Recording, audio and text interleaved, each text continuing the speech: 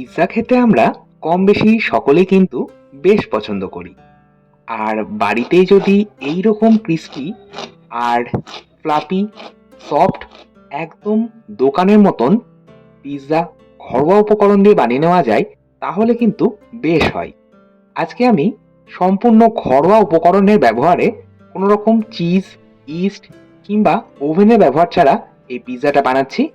নমস্কার, আমি অন্তহীন। আজকের রেসিপি পনির টিক্কা পিৎজা। আসুন তাহলে দেখে নেওয়া যাক আজকের ভিডিওটা। প্রথমেই আমরা পিৎজার বেসটা তৈরি করব। তার জন্য একটা ছড়ানো থালা নিয়েছি। এরই মধ্যে নিয়ে নেব বড় কাপ মেপে 3 কাপ পরিমাণে ময়দা। আপনারা কিন্তু চাইলে ময়দার পরিবর্তে আটা ব্যবহারও করতে পারেন, তবে সাধারণত পিৎজা বান তৈরি করা হয় ময়দা দিয়েই, তাই ময়দাটাই ইউজ করছি। 1 চা চামচ লবণ দিয়েছি। এরই সাথে দিয়ে দেব 2 চা চামচ পরিমাণে বেকিং পাউডার, আর এরই সাথে যাবে 1/2 চা চামচ বেকিং সোডা বা খাওয়ার সোডা। যেহেতু কোনো রকম ইস্টের ব্যবহার হচ্ছে না, তাই বেকিং পাউডার আর বেকিং সোডাটা অবশ্যই ব্যবহার করতে হবে। এরই সাথে দিয়ে দিচ্ছি 2 চা চামচ পরিমাণে চিনি। চিনিটা কিন্তু অবশ্যই ব্যবহার করবেন। চিনিটা ব্যবহার করা হলে দই বা ইস্ট ফার্মেন্ট হতে চিনি কিন্তু বেশ সাহায্য করে। সমস্ত শুকনো উপকরণ মিশিয়ে নেওয়ার পর দিয়ে দিলাম 1 টেবিল চামচ রিফাইন্ড অয়েল। চাইলে আপনারা মেল্টেড বাটারও কিন্তু ব্যবহার করতে পারেন। এবার খুব ভালো করে তেলটা ময়দার সাথে মিশিয়ে নিচ্ছি, ঠিক যেভাবে আটা ময়দায় আমরা ময়াম দিয়ে থাকি। আচ্ছা, এখানে আমি 1 কাপ পরিমাণে টক দই নিয়েছি। যেহেতু ইস্টের ব্যবহার হবে না, তাই টক দই ব্যবহার করতে হবে। আর দইটা অবশ্যই নর্মাল টেম্পারেচারে থাকা দই ব্যবহার করতে হবে। ফ্রিজে ঠান্ডা টক দই ব্যবহার করবেন না। আমি যে কাপ মেপে ময়দা নিয়েছি সেই কাপ মেপেই 1 কাপ পরিমাণে টক দই নিয়েছি। আর দই দিয়ে এবার ভালো করে ময়দাটা প্রথমে মেখে নিলাম। ওই একই কাপ মেপে আমি 1/4 কাপ জল নিয়েছি। আচ্ছা, জল কিন্তু খুব একটা বেশি ব্যবহার করার প্রয়োজন পড়ে না। যেহেতু দই ব্যবহার করা হয়েছে, দইয়ের মধ্যেই প্রচুর পরিমাণে জল থাকে। দই দিয়েই আমাদের ডোটা মোটামুটি তৈরি হয়ে যায়। আমার 2 টেবিল চামচ জল এখানে প্রয়োজন হলো। এবার হাতের এই তালু দিয়ে খুব ভালো করে মিনিট 7 সময় ধরে এই ডোটাকে মেখে নিতে হবে বা মথে নিতে হবে। দেখুন, মিনিট 7 ডোটাকে ভালো করে মসৃণ করে নেওয়ার পর দিয়ে দিলাম হাতের মধ্যে 1/2 চা চামচ মতন সাদা তেল। তেলটা দিয়েও ভালো করে ডোটা আমি একবার মথে নিচ্ছি। এতে করে ডোটা ভীষণ মসৃণ হবে। আর দেখুন, এই ডোটা কিন্তু এইরকম সফট ডো তৈরি করতে হবে। কখনোই টাইট ডো তৈরি করবেন না বা শক্ত ডো তৈরি করবেন না। এটা কভার করে 1 ঘন্টা রেখে দেবো। অপরদিকে বাকি প্রিপারেশনগুলো নেব। এখানে আমি মেজারিং কাপের 1/2 কাপ অর্থাৎ 100 গ্রাম টক দই একটা ছাঁকনির মধ্যে জল ঝরাতে দিয়েছিলাম। হাংকার তৈরি করেছি। এই হাংকারটা একটা পাত্রের মধ্যে নিয়ে নিয়েছি। এবার কিছু মশলা নিয়েছি। কি কি নিয়েছি বলে দিচ্ছি। নিয়েছি 1/2 চা চামচ লাল লঙ্কার গুঁড়ো, 1 চা চামচ কাশ্মীরি লাল লঙ্কার গুঁড়ো, 1/2 চা চামচ হলুদ গুঁড়ো, 1/2 চা চামচ ধনে গুঁড়ো, 1/2 চা চামচ জিরে গুঁড়ো, 1/2 চা চামচ ধনে গুঁড়ো, 1 চা চামচ আমচুর পাউডার, 1/2 চা চামচ গরম মশলা গুঁড়ো, 1/2 চা চামচ কাসুরি মেথি, 1 চা চামচ মৌরি গুঁড়ো, 1/4 চা চামচ বিট লবণ, আর 1/4 চা চামচ নর্মাল রেগুলার সল্ট। 2 রকম লবণই ব্যবহার করতে হবে, কারণ টিক্কাতে অবশ্যই 2 রকম লবণ ব্যবহার করলে স্বাদটা বেশি ভালো হয়। সমস্ত মশলা হাংকাট বা জল ঝরানো টক দইয়ের মধ্যে দিয়ে দিলাম। এরই সাথে দিয়ে দিলাম 1/2 চা চামচ আদা রসুন বাটা, 2 টেবিল চামচ বেসন। বেসন দিলে একটা সুন্দর বাইন্ডিং আসে, টেস্টটাও কিন্তু বেশ ভালো হয়। আর অর্ধেক পাতিলেবুর রস আমি দিয়ে দিলাম। এরই সাথে দিয়ে দিলাম 1 টেবিল চামচ সর্ষের তেল। অন্য কোনো রকম তেলের ব্যবহার টিক্কাতে কিন্তু একেবারেই চলবে না। সর্ষের তেল ব্যবহার করতে হবে। সমস্তটা আমি হাংকাট বা জল ঝরানো টক দইয়ের সাথে মিশিয়ে নিলাম। এখানে 200 গ্রাম পরিমাণে পনির নিয়েছি। পনিরগুলো একটু ছোট করে চৌকো করে বা কিউব করে কেটে নিয়েছি। পনিরগুলো মশলার সাথে মিশিয়ে নিলাম। এটা ম্যারিনেট করে রেখে দেব 10 থেকে 15 মিনিট। হাতে সময় থাকলে আপনারা 30 মিনিট পর্যন্ত রাখতে পারেন। অপরদিকে পিৎজার টপিং এর ওপর যে সবজিগুলো আমি ব্যবহার করব সেগুলো একটু দেখিয়ে দিই। এখানে নিয়েছি সুইট কর্ন, আর নিয়েছি ক্যাপসিকাম। ক্যাপসিকামগুলো একটু লম্বা করে কেটে নিয়েছি। আর নিয়েছি অনিয়ন পেটাল, অর্থাৎ পেঁয়াজটাকে আমি এইভাবে খোসাগুলো আলাদা করে রেখেছি। এবার এই 3টে সবজির ওপরই খুব সামান্য পরিমাণে একটু লবণ ছড়িয়ে নিচ্ছি, তারপর লবণটা মাখিয়ে নিচ্ছি। এইভাবে লবণ মাখিয়ে রাখলে সবজিগুলো নরম হয়ে যায় আর খেতেও কিন্তু বেশ ভালো লাগে। সবজির মধ্যে লবণটা ভালো মতন ঢুকে যায়। আচ্ছা, চলে যাচ্ছি নেক্সট স্টেপে। একটা কড়াইয়ে দিচ্ছি ১ টেবিল চামচ সর্ষের তেল। পানির টিক্কার জন্য পানিরগুলো বা ম্যারিনেট করে রাখা পানিরগুলো ভেজে নেব। তেলটা ভালো মতন গরম হয়ে গেলে গ্যাসের ফ্লেমটা আমি একদম লোতে করে নিলাম। হাই ফ্লেমে তেলটা ভালো মতন গরম হয়ে যাওয়ার পর লো ফ্লেমে এবার এই ম্যারিনেট করে রাখা পানিরগুলো ভেজে নেব। এক্সট্রা মশলাটাও কিন্তু ফেলে দেবেন না। আপনারা এক্সট্রা মশলাটা এইভাবে পনিরের ওপরে দিয়ে নেবেন।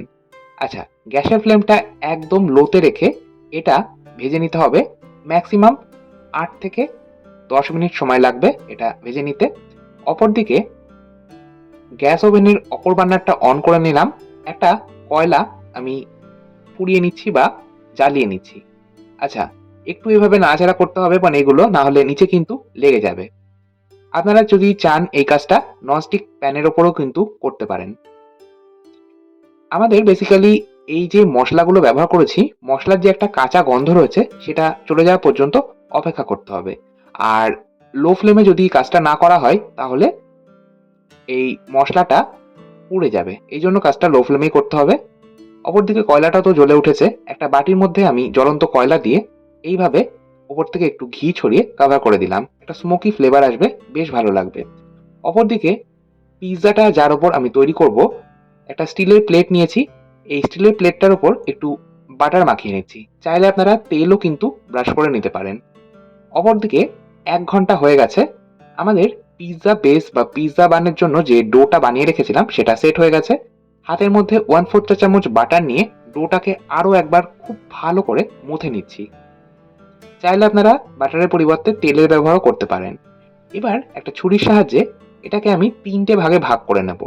আমি যে পরিমাণে ময়দা মাখিয়েছি তা থেকে ৩টে পিজ্জা খুব ভালো মতন তৈরি হয়ে যাবে। আমি ৩টে পিজ্জা তৈরি করব। একটা লেচি আমি নিয়ে নিচ্ছি আর বাকি দুটো কভার করে রাখবো। এবার যে প্লেটটার উপর আমি বাটার ব্রাশ করে রেখেছিলাম সেটা নিয়ে নিলাম।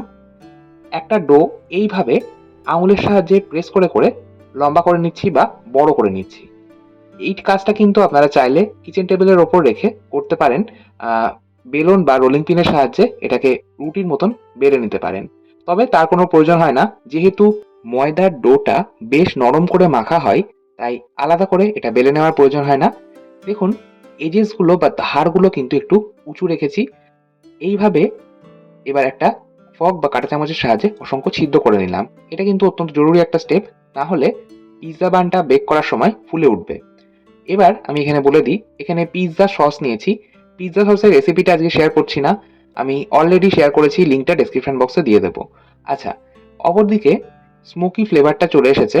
আমি ৮ মিনিট এটা কভার করে রেখেছিলাম। এবার আমি বাটিটা সরিয়ে নিলাম। আমাদের পানির টিক্কা একদম তৈরি। এবার একটা কড়াইয়ের মধ্যে দিয়ে দিচ্ছি বেশ কিছুটা পরিমাণে লবণ। লবণটা একটু ছড়িয়ে নিচ্ছি। এই কড়াইটার মধ্যেই আজকে আমি পিৎজাটা বেক করব। একটা ছোট বাটি বসিয়ে নিলাম। এটা কভার করে একদম হাই ফ্লেমে ৫ মিনিট প্রিহিট করে নেব। অপরদিকে আমার হোমমেড পিৎজা সস এইভাবে আগে থেকেই রেডি করে রাখা পিৎজা বানটার ওপর মাখিয়ে নিচ্ছি। আচ্ছা, পিৎজা সসের পরিমাণটা আমি বলছি না, এটা কিন্তু নিজেদের সম্পূর্ণ ইচ্ছে মতন ব্যবহার করতে হবে। যত বেশি পিৎজা সস ব্যবহার করা যাবে টেস্ট কিন্তু তত বেশি ভালো হবে। আচ্ছা, যাই হোক, এখানে আমি হোয়াইট সস ব্যবহার করছি, কোনো রকম চিজের ব্যবহার এতে করব না। এই হোয়াইট সসের রেসিপিটা আমি আপনাদের সাথে শেয়ার করব, তবে একদম শেষে শেয়ার করব। আচ্ছা, এবার আগে থেকেই বানিয়ে রাখা পনির টিক্কাটা ওপর থেকে দিয়ে দিচ্ছি। কিছুটা পরিমাণে অনিয়ন প্যাটেল এইভাবে দিয়ে দিচ্ছি, আর কিছুটা পরিমাণে ক্যাপসিকামও দিয়ে দিচ্ছি। আপনারা কিন্তু আপনাদের পছন্দ মতন যে কোনো সবজির ব্যবহার পিৎজার টপিং এর ওপর করতেই পারেন। ওপর থেকে একটু সুইট কর্ন ছড়িয়ে নিচ্ছি। এই পরিমাণগুলো সম্পূর্ণ কিন্তু নিজেদের ইচ্ছে মতন রাখতে হবে। এবার আগে থেকে বানিয়ে রাখা এই গার্লিক হোয়াইট সসটাও ওপর থেকে আরও একবার ছড়িয়ে দিচ্ছি। এইভাবে যদি ওপর থেকে সব শেষ ছড়িয়ে দেওয়া হয় তাহলে একদম দোকানের মতন দেখতে লাগে। ওপর থেকে একটু অরিগ্যানো, মিক্সড হার্ব আর খুব সামান্য পরিমাণে একটু চিলি ফ্লেক্স ছড়িয়ে নিচ্ছি। এইগুলো আপনারা আপনাদের ইচ্ছে মতন ব্যবহার করবেন। আর এই মিক্সড হার্ব, অরিগ্যানো বা চিলি ফ্লেক্স সবটাই কিন্তু আপনারা বড় কোনো ডিপার্টমেন্টাল স্টোরে কিংবা শপিং মলে ইজিলি পেয়ে যাবেন। এছাড়া অনলাইনে তো পারচেস করতেই পারেন। এই সাইড বা এজেসগুলোতে একটু বাটার ব্রাশ করে নিলাম। এইভাবে বাটার বা তেল ব্রাশ করলে কি হয়, এই সাইডগুলো ভীষণই ক্রিস্পি হয়, একদম দোকানের মতন তৈরি হয়। অপরদিকে কড়াইটা তো প্রেহিট হয়ে গেছে। আমি কভারটা খুলে নিয়ে ওই যে বাটিটা বসানো ছিল তার উপর এই পিৎজার প্লেটটা বসিয়ে নিলাম। এবার একদম হাই ফ্লেমে কভার করে জাস্ট 12 থেকে 15 মিনিট এটা বেক হতে দেবো। 12 থেকে 15 মিনিটেই তৈরি হয়ে যাবে। এবার আমি সেই স্পেশাল হোয়াইট সসটা বানিয়ে দেখাচ্ছি। কড়াইয়ের মধ্যে দিয়ে দিলাম 1 টেবিল চামচ বাটার আর 1 টেবিল চামচ রিফাইন্ড অয়েল। চাইলে আপনারা সম্পূর্ণ 2 টেবিল চামচ বাটার ব্যবহার করতে পারেন। তেল আর বাটার গরম হয়ে গেলে দিয়ে দিলাম 1 টেবিল চামচ একদম মিহি করে কুচিয়ে রাখা রসুন। 6 থেকে 7 কোয়া রসুন আমি একদম মিহি করে কুচিয়ে নিয়ে ব্যবহার করছি। চাইলে আপনারা একটা গ্রেটারে রসুনটা গ্রেট করে নিয়ে ব্যবহার করতে পারেন। রসুনটা হালকা ভাজা হলে দিয়ে দিচ্ছি 2 টেবিল চামচ ময়দা। বাটার বা তেলের পরিমাণটা আপনারা যতটা ব্যবহার করবেন, ময়দার পরিমাণটাও কিন্তু একদম ইকুয়াল রাখতে হবে বা সমান রাখতে হবে। ময়দাটাও আমি একদম লো ফ্লেমে মিনিট 3 ভেজে নেব। কাজটা কিন্তু লো ফ্লেমে করতে হবে। ময়দার কালারটা এইরকম হালকা লালচে হলে তখন বুঝবেন ময়দাটা ভেজে নেওয়া হয়ে গেছে। এবার অল্প অল্প করে সম্পূর্ণ 2 কাপ পরিমাণে দুধ এখানে অ্যাড করব। আর দুধটা এইভাবে গ্র্যাজুয়ালি অ্যাড করতে হবে বা অল্প অল্প করে অ্যাড করতে হবে। সম্পূর্ণটা যদি একবারে দিয়ে দেওয়া হয় তাহলে এটা দলা পাকিয়ে যাবে, আর সেক্ষেত্রে সসটা কিন্তু পারফেক্ট হবে না। দিয়ে দিলাম হাফ চা চামচ লবণ বা স্বাদ মতন লবণ। এরই সাথে দিয়ে দিলাম হাফ চা চামচ গোলমরিচ গুঁড়ো। চাইলে আপনারা খুব সামান্য পরিমাণে একটু চিনির ব্যবহার করতে পারেন টেস্টটা ব্যালেন্স হওয়ার জন্য। সমস্তটা মিশিয়ে নিলাম। আমাদের স্পেশাল হোয়াইট সস বা গার্লিক হোয়াইট সস একদম তৈরি। দেখুন এইরকম ঘন রাখতে হবে, এর থেকে বেশি ঘন করবেন না, তাহলে কিন্তু ঠান্ডা হওয়ার পর এটা বেশি ঘন হয়ে যাবে বা চাপ ধরা হয়ে যাবে, সেক্ষেত্রে ভালো হবে না।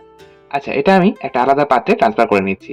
আপনারা এই হোয়াইট সস বানিয়ে নর্মাল ফ্রিজে মোটামুটি 1 থেকে 1.5 সপ্তাহ এয়ারটাইট কন্টেনারের মধ্যে করে স্টোর করে রাখতে পারেন। অপরদিকে 12 মিনিট হয়ে গেছে। আমার 12 মিনিটের মধ্যেই পিৎজাটা তৈরি হয়ে গেছে। আমি এটা নামিয়ে নিচ্ছি অন্য একটা প্ল্যাটারে। এবার এটা কেটে দেখাবো। আপনারাও এইভাবে খুব সহজে কোনো রকম ইস্ট, ওভেন কিংবা চিজের ব্যবহার ছাড়া ঘরোয়া উপকরণে ঘরোয়া পিৎজা। এই পিৎজা খেতে কিন্তু হয় অসাধারণ। বাচ্চা থেকে বড় সকলে ভীষণই পছন্দ করবে। আজকের মতো তাহলে এই পর্যন্তই। আবার চলে আসবো নতুন কোনো ভিডিও নিয়ে। ভালো থাকুন, সুস্থ থাকুন। ধন্যবাদ।